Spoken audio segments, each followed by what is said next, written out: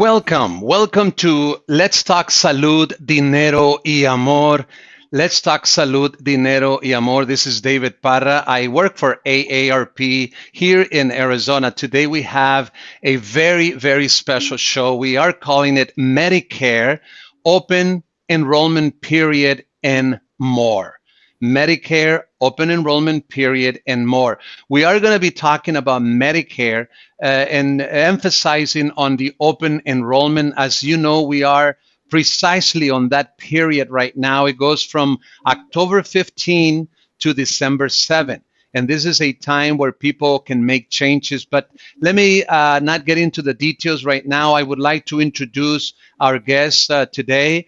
To my right, as I see it, as I see the screen, is Daniel Martinez. Dan Martinez, he is the state president of AARP in Arizona, a volunteer position. Dan, thank you so much for joining. Welcome. It's good to be with you. How do you feel about this topic? Is it timely? Absolutely. It's that time of year when we have to go through the machinations of signing up again for Medicare. And you know, I wanted to say that all of you, the three of you, have at least two things in common. One is that you are all on Medicare. And second, you are all volunteers for AARP in Arizona. And I really wanted to have your input because there's nothing like presenting information in a context, and all of you have had to go through the initial enrollment period on Medicare, and now every year, as you know, the open enrollment comes, and I'm sure that you take some action. So let me also move now to Saul Solis. Saul also volunteer with AARP, but I mean, you volunteer with other organizations. I know you're very, very busy. Welcome, Saul, and thank you for joining. Thank you, David. It's nice to be with you. And also Medicare, how do you feel about us addressing this topic? I think it's very timely. I get letters every day to look at other programs. Especially during this time of the year. I call it bombardment, right? There's a kind of bombardment of mail. And Lupe Solis, a former staff of AARP, and you know, also a volunteer, and the three of you, I've known you for many years, and you really have made a mark on my life. I really appreciate the three of you, your passion to serve the community. Lupe, thank you for joining. Welcome to our show. Thank you, David. Thank you for having us. Perfect. So what we would like to do in this brief video, we hope it to be, you know, around 30 minutes max, hopefully less, but it might go a little more than that. So the first thing I would like to do is present some information, and then I'm going to ask you a couple of questions so that you can help us understand from a real case perspective these matters of Medicare. First of all, everyone who is on Medicare get Medicare and You. This is a Medicare handbook that Medicare or CMS, who administers Medicare, sends to folks every year. And there's a lot of good information in that handbook. We strongly recommend, even if people are not on what is called original Medicare, and we'll get to that, it's still good to get this book. Now, obviously, if somebody is not on original Medicare, I'm sure that they'll get some kind of handbook as well from the company that provides their care. That typically happens. So what's new? What's new or will be new in 2021? Let's remember that changes that you make in this open enrollment period will take effect in 2021, January 1. So it's important. There's a lot of coronavirus information. Obviously, we have been hit by this pandemic, and it has created a lot of pain, a lot of suffering, and there's new services and new information in Medicare.gov. By the way, anything that we want to know about Medicare, you go to Medicare.gov. There's a very important benefit that was announced recently, and it is going to be a lower out-of-pocket cost for insulin. Those who are diabetic and buy insulin, there's a plan called Part D Senior Savings Model. It's not going to be mandatory, but those companies that decide to adopt it, they will be able to provide a co-payment of $35 for a 1 month supply of insulin. I am not sure that I know how much people pay, even though my mother uses insulin. But I have to believe that this is a good price that people or limit that they're going to now be able to pay to get 1 month supply of insulin. So that's another good benefit in what's new.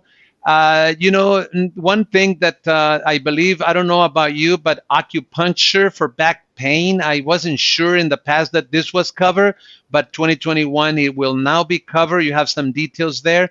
And the one of the main things is telehealth. Telehealth. And by the way, has any one of you used telehealth so far? Yes, David. I've had an opportunity to talk to about 4 doctors using different forms, different apps to communicate with them virtually, and it's quite helpful. You don't have to leave your home. You don't have to worry about driving all over the valley, and as long as you have the technology to be able to speak with them, it's a good way of getting good basic information. Excellent. I am glad. Do you think we're going to still keep it after the pandemic is over? Yeah, I think people find it very convenient to do this up to a point. I think once you get to a certain point in your discussion with a doctor, you really want to sit in front of them. Right. I think we may have lost a connection a little bit there. And another thing I would like to point out is that there is something called Medicare.gov/plan-compare. This is a very, very good tool that people can use to go into Medicare and compare their own plans. Now, not everyone dares, may I say that word, to navigate this system on their own, but it's there for anybody who wants to make their own changes and explore possibilities, find out if there are other plans that may be better for them. If they feel that they want to navigate the system on their own, by all means, they would go to Medicare.gov/plan-compare to do that. So, Lupe, I'm going to throw the ball to you now. If you wouldn't mind, there seems to be a fundamental concept that I consider fundamental in understanding Medicare and also navigating the options. Can you relate to us just briefly these 2 options of original Medicare versus Medicare Advantage? I'm sure that you had to enroll in this and you had to become versed when you first enrolled. Perhaps you can tell us just a little bit about your own experience when you first enrolled in Medicare and how you had to navigate these systems. Would you mind? Of course. Well, David, as a retired state employee, we are offered through the state 2 options. And most people do not select the original Medicare, because under Medicare HMO, you not only get to select your doctors, but you also have your prescription drugs covered. And so it becomes, and also there's a minimum amount of co-pays. Under original Medicare, as you know, you pay, the government pays 80% of the cost of whatever service you receive, and you yourself pay 20%.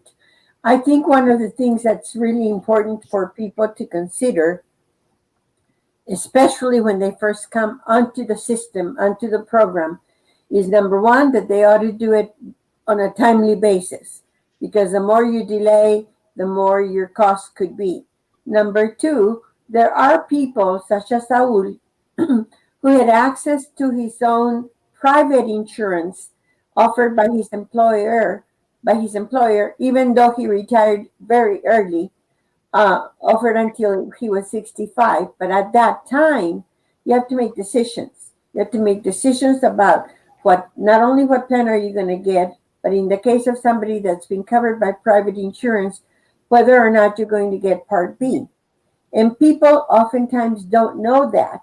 And so they delay it. The more you delay it, the more it costs you, because it is a penalty that follows you to the end of life. Right. suggest to people listening that they don't overlook reviewing the choices that they have. In our case, we look to the state for whatever offerings they have. I believe they have this year 2 different ones.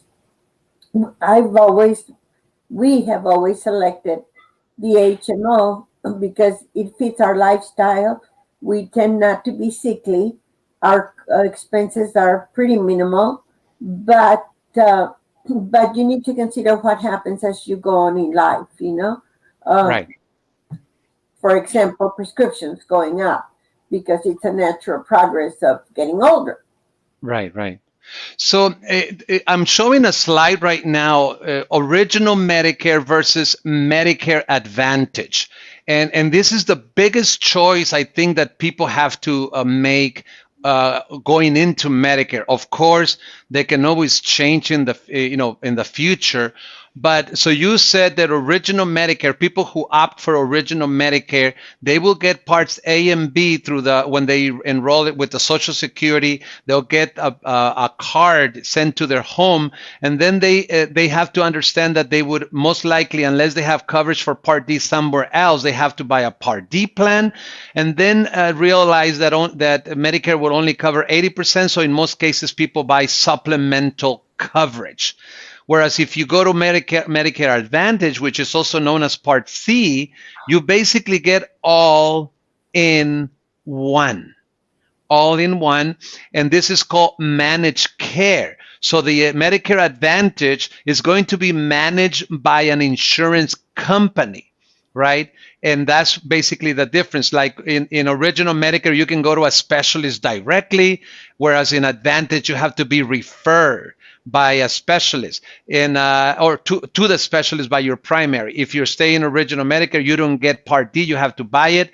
In most cases, if you go to Medicare Advantage, you get Part D. So this is basically the 2 choices. And it's interesting because this past year, I didn't do as many presentations, but in the past, I used to do many presentations. And when I asked people, are you in original Medicare or Medicare Advantage? They had no clue what I'm talking about. So this is very, very important. Dan, how was your experience going into Medicare with these 2 options? Well, my wife and I both worked for organizations that are part of the Arizona State Retirement System. I worked for the community colleges, my wife for the city of Chandler. And in that case, you're not as concerned about shopping around so much because the Arizona State Retirement System, which is one of the better managed systems in the country, has a very good program that they offer you.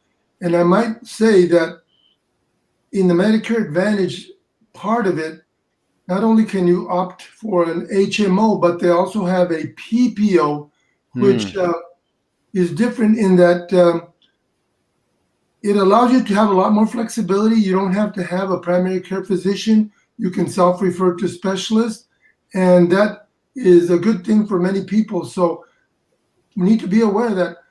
But going back to signing up originally,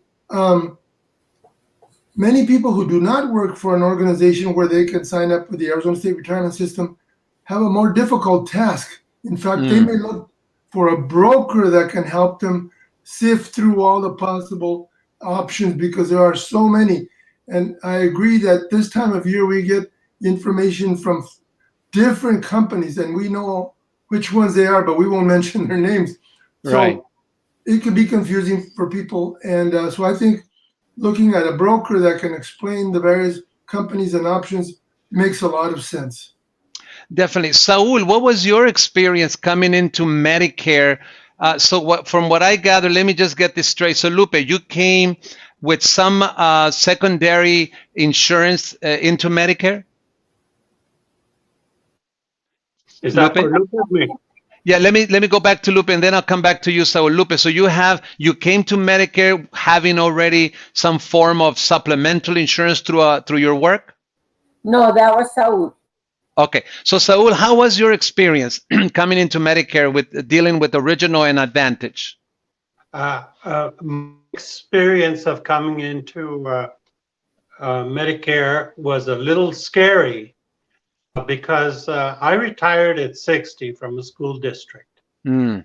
And I was fortunate enough that they paid the 5 years after I retired. Wow, that's great. I was fortunate enough. I don't know that that is happening now, but uh, I waited a little bit too long to get started with my Medicare experience. So I really worried quite a bit because I found out there was a penalty if I did it beyond the time limit. Right. And so I worried quite a bit, and I did get some good help from a friend of mine. And so I was very fortunate uh, to get into at the right time. But the penalty, I understand, is heavy, and it's for life. Yeah. And so I went through a very worrisome time when I did it. But the school district helped me, and my friend helped me, and I was able to get in. Good. Let me just elaborate just a little bit on the penalty. What we are talking about here is a 10% penalty on Part B for every 12-month period that you delay in signing up for Medicare when you are 65 and have Part B. And then there's a 1% per month for every month that you delay Part D. So it's very important to enroll in time, right? To avoid the penalty. That's what you are talking about. So Lupe, so when you came on board on Medicare, when you enroll, you did not come with a supplemental insurance from employer, correct? Correct, because see what my situation was such that I left the state before I was 65 and Mm-hmm. entered an employer, AARP, who had full coverage of health. Right. And so I did not need it until I was 65. But Okay. I myself had to be reminded to do it 3 months before I turned 65 in order to Right. avoid any problems. Now, one other thing that happens is that sometimes people think that the flexibility, there is some flexibilities, 3 months before, 3 months after. But after that, as you pointed out, you will be paying a penalty for every month and every year that you delay joining. And I think it's really, really important for people to realize that, especially because nowadays many people do not retire at 65. They continue working. But Right. continuing working is one thing. You know, you don't have to get your Social Security until you decide. But your Medicare, 65 is the deadline. Right. Let me say that uh, uh, there's all kinds of scenarios in Medicare, and there is a scenario for people who have lower incomes. Lower incomes. Maybe their only income is Social Security for the most part, or they also have another source of income, but the bottom line, their income is in the lower brackets. It is possible to have Medicare and Medicaid. Medicare and Medicaid. It is possible. And again, this is for folks who have lower incomes, where Medicaid, which is access in Arizona, it kind of takes the position of secondary coverage. So Medicare will be your primary, Medicaid will be your secondary, and Medicaid will cover what Medicare does not. For the most part, there are three programs. They're called Medicare Savings Programs. And these are for folks who have lower incomes. And if anybody's watching this video, there is a phone that we are showing on the screen. Dial that number. That is the SHIP program. The SHIP program is a program that is run by the Area Agencies on Aging. They are ready to help you navigate Medicare. It is very, very important to have that number handy. It's called the SHIP program, State Health Insurance Assistance Program. That's what it's called. So there you have it. It's a very, very good number to have handy. So now let's move on to and kind of move on to conclude our program, which is the emphasis of today. And the emphasis is if you already have Medicare, and there is a period, because in Medicare and for insurance, you don't enroll anytime you want, neither do you make changes anytime you want. There are specific dates, specific periods to make changes. For instance, the changes for me, for my personal insurance through my work is different than Medicare's, for example. So and then for the Obamacare or the marketplace, there is a different open enrollment period. Starts in November 1st. But for Medicare, as you can see on the screen, it goes from October 15 to December 7. So I'm going to ask the two of you. For some reason we lost Dan. I hope he can join. We lost him. So let's start with you, Lupe. What do you do, and what do you do on an annual basis when open enrollment comes? Well, for one thing, David, when you get the mailing from Medicare, it's called Medicare and You, and then the year. Every year it's a new one. I review it. Now, it doesn't really affect my decision too much because, as I said before, as a state retiree, I really only have access to the plans that the state has decided to offer. But even there are some changes. This year, for example, our dental coverage is going to, which by the way, Medicare does not have, is going to start paying for implants if you choose the right coverage. You pointed out the new things that are coming up in this new coverage, which are going to be the coverage for acupuncture and the coverage, very important for people with diabetes, for their insulin.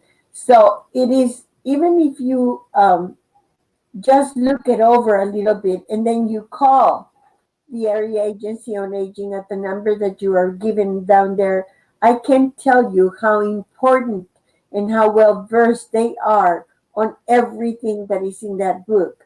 We recently, last year, had an opportunity to help one of my sisters-in-law with some issues, and they could not have been more helpful.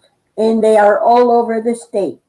There are area agencies in the state. They all have somebody or many people dedicated just to help you navigate these issues of healthcare. Yes. And there's nothing wrong with going through a broker. There's nothing wrong with going through an agent. We happen to recommend the area agencies on aging simply because they run this government program called SHIP. And SHIP is a program specifically funded by the government and run by the area agencies on aging nonprofit. And they help folks for free, just like the brokers. They don't charge the beneficiary any money. They make money on commission. That's a different way of making their money. The area agencies are nonprofits. So Dan, we lost you for a bit. You're back.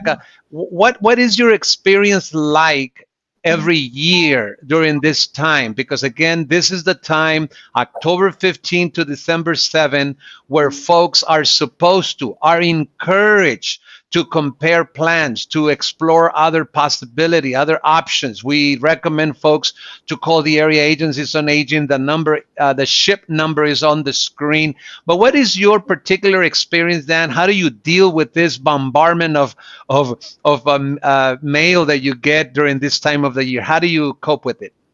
Well, typically I look at them and then I file them in the wastebasket. Okay. Only because the Arizona State Retirement System sends us a packet. We just got it last night in the mail. And basically they cover the options that are available to us. You still have to go through it and look at it.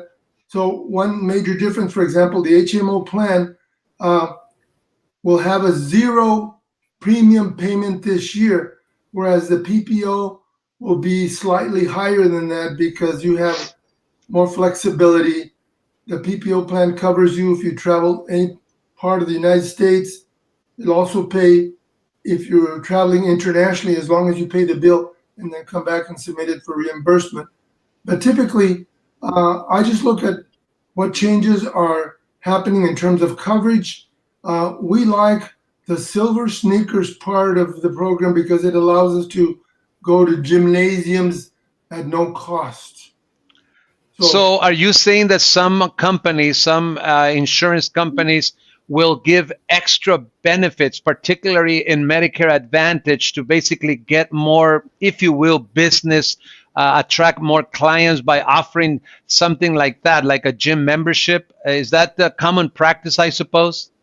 I do believe it is, yes. And it's something that people look for and utilize because it's no cost, and there's many gyms that will accept you as a member. Now, Right, sign up with a trainer or something, then you have to pay for the additional cost. right. Saul, Lupe, any extra benefits that you get from your plan without mentioning any names? I cannot think of any specific one other than silver sneakers, but I do know that one thing that is helpful for us is when you're unsure sometimes as to whether or not you should contact your doctor, especially in an emergency situations. There's a line that's available to you 24 hours a day, and you can call. And lately, I think because of the medicine, they have been extremely um, serious about urging you to not forget your flu shots, to not forget to renew your medications when it's time, to make them available to you through the mail. And of course, all that helps, I think, not only keep the costs down, but also the transparency. And as you know, as seniors, we're always interested because mostly for us, our incomes are fixed. Keeping our costs down is very Of important, course. and that's why I think not only ARP but other organizations are always urging that government consider these issues and keep the program accessible and affordable. I would like to make a point here. Let me uncover Dan. I cover him, sorry. Um, when you see promotions of plans on TV, Medicare Advantage plans, which is known as also Part C, you will hear in some instances zero premium. So I find that a little misleading. They should say zero additional premium because everyone still has to pay the Part B premium to Medicare Social Security. So be very mindful that when you hear or watch a commercial from a Medicare Advantage company that says zero premium, that really means zero additional premium. What do we mean by that? Everyone enrolled on Medicare still has to pay the Part B premium, but some Medicare Advantage plans have an additional premium. It could be 20, it could be $30 in addition to what they pay Medicare for Part B, which is in 2020 is $144 for Part B. So let's be mindful of that. And when you are selecting a plan, Advantage plan that has an additional premium, if I was you, I would ask, what am I getting for that additional premium? I see you have an additional premium. What are the benefits that you have added that original Medicare does not have? Because by law, Medicare Advantage plans are supposed to offer no less than what original Medicare offers, but they can offer more. I think I just wanted to throw that in there. Let us conclude our program, and I'm going to ask you, each of you, to basically, what would you recommend the folks who watch this video, who watch this either live or afterwards? What would you recommend that they do every open enrollment period? We can start with Lupe, Saul, and then Dan. Well, depending on the situation, as Dan explained, For those of us who are state retiree, we only really have a couple of choices because the state plan has already selected the plan they want to offer. But for those that are not in our situation and are covered, please don't hesitate to ask questions. Don't hesitate to call if you have a preferred insurance broker, or as we suggested, the SHIP program at the area agency, which is very, very not only reasonable but very well informed because they keep up with the latest changes. I suggest seek help, and if you don't understand something, call, ask. I believe AARP also has nationally a website that you can enter and ask questions. Don't hesitate to do so. Thank you. Saul, what do you recommend folks to do? Well, David, I have been negligent in reading the letters that I get from different insurances, and also what we get from the state retirement system. And lately, I have found some benefits that I didn't know that we had. So I recommend that everyone take a look at what you get and read it and find out. One of the things that it's been there, and I know Dan has talked about it, but I was kind of suspicious when the health insurance called to come to my house and they would ask all kinds of health questions. I was suspicious about that, but I saw it as a benefit afterwards because we talked about my health. They gave recommendations. Afterwards, they wrote me back. And having to find out like this, I should have read more about it. And go ahead, sorry. No, I'm done. I don't think you're alone. I think we tend to just feel complacent and feel, okay, so everything kind of working good. So why am I going to waste my time? And we just kind of let it go year after year. But I think it's worth it. It's worth to check your coverage and find out if there's any other benefits you may be missing. Dan, what would you recommend to folks who, during this time of the year, October 15, December 7, this is basically a window of time where folks can make changes. They can move from original to Advantage, from Advantage to original, change your Advantage plans to a different one, change your Part D plan to a different one. What would be a recommendation, Dan, from you? Be informed.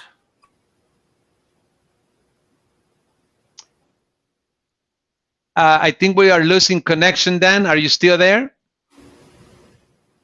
Hello? Yeah. I'm afraid we lost connection with Dan. Let's see if he can reconnect.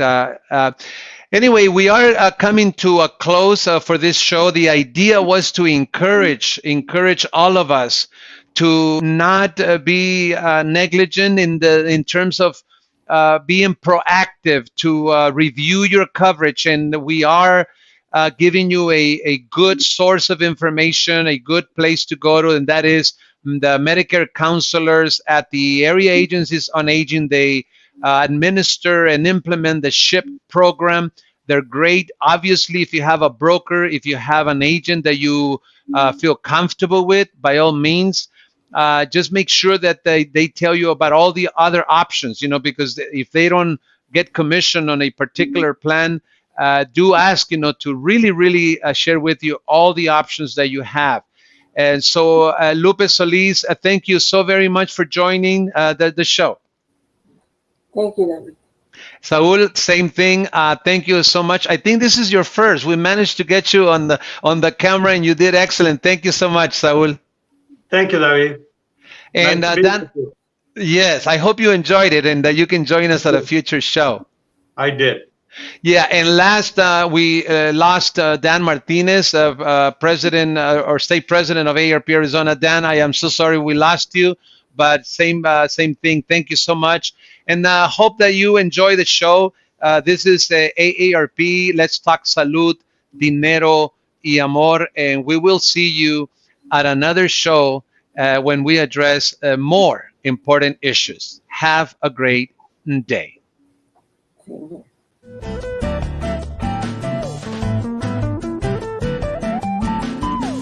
Arizona Hispanic Connection.